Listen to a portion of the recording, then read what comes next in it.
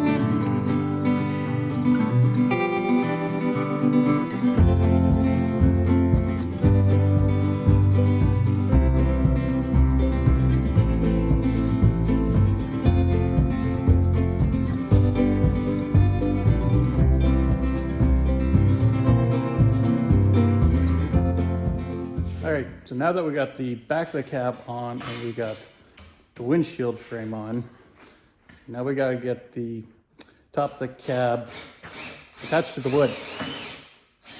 And then we can attach the wood. Just keep watching, you'll see.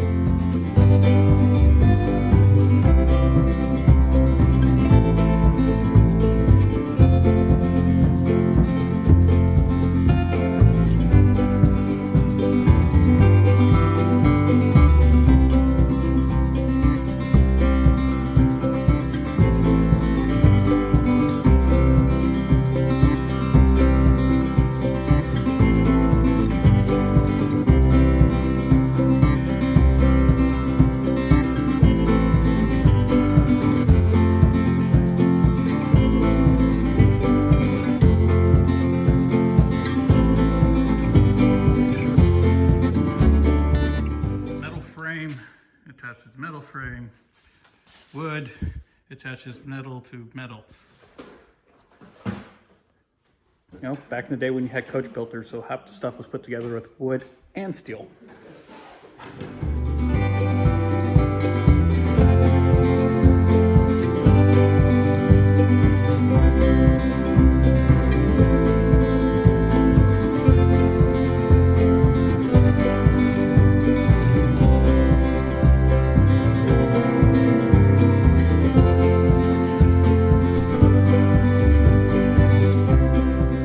We've had the roof on and off about, I don't know, a dozen times. We found a little issue. So the problem that we're having obviously is we're finding that the back of the cab is tilting too far forward. The distance between here and here is about 3/4 wider than the other side. So we got to tip this up. So that means now we gotta do doors.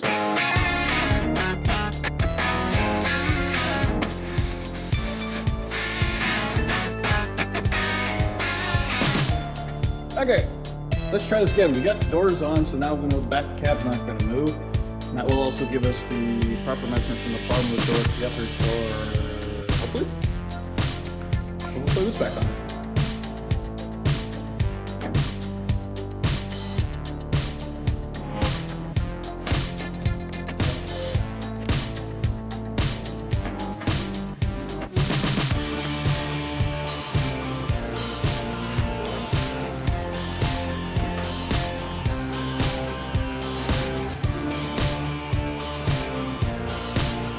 Okay, we've had the roof on and off another 20-30 times this morning. As you see, now we have everything braced, now everything doesn't move. And look at what we've done to the roof over here. So we cut reliefs in to allow this to bow out. So we're pretty good now, so we have all our hole punches ready to go back on. So the whole point of the hole punches is we're going to basically plug weld them all along this edge here to attach the top and the bottom.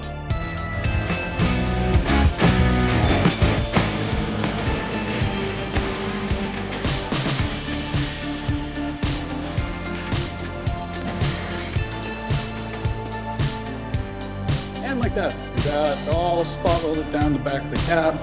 We've got all the pie cuts welded. We have to tidy those up a little bit first, but they're attached. Now I gotta do all along the bottom, clean everything up, and then go from there. Roof's off, do some grinding around all the spot weld. But the biggest issue is this frame here is such a thick metal compared to this guy. When I was trying to weld this together, I was filling the hole so there wasn't enough penetration onto the bracket.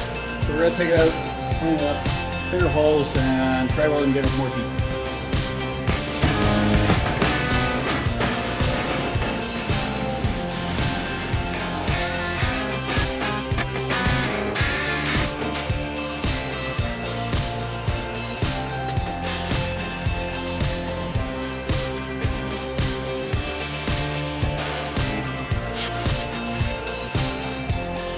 Now that we have the cab welded to that bracket, the rest of the welding is pretty much done. A little bit more grinding, a little more spot cleanup, prime, body fill, sand, and then paint. Now I'm gonna move on to the mechanical side of the front end and finish bolting all that together. Okay, here's where we're at so far. I got some sound deadening going around, and I have all the little screws in that panel. More sound deadening down there. More screws throughout all of this panel. All the bolts on that inner fender. That was a struggle. I also have the screws holding the doghouse together and in underneath the floor for all the pedals. Over 50 some screws, and there's going to be probably another 50 more. All right, so the roof is mostly done. So now I can actually move on to the electrical. Okay, it's time to do the wiring. So it's not as much as a rat nest as you would think, but the issue is I have a 1940 truck, and these wiring diagrams are for 43 to 45. So I'm hoping that the color coding hasn't changed, but the wiring layout certainly has, because 1940 doesn't have stuff that 1943 and up to 45 have. So it's going to be a process to sit here and label everything and try to get the right things in the right place and rearrange everything into the dashes. Here we go.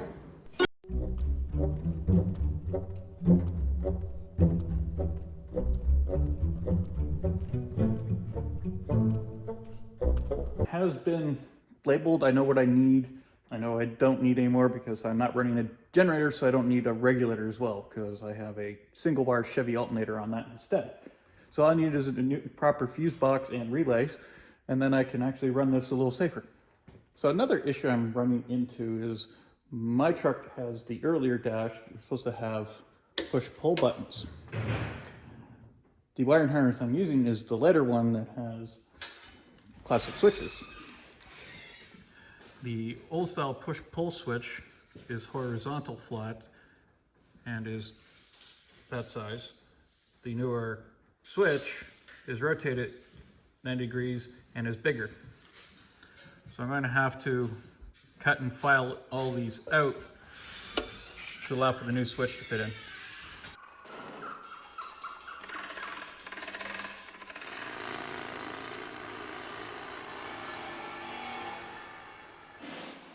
And after a little filing, it fits.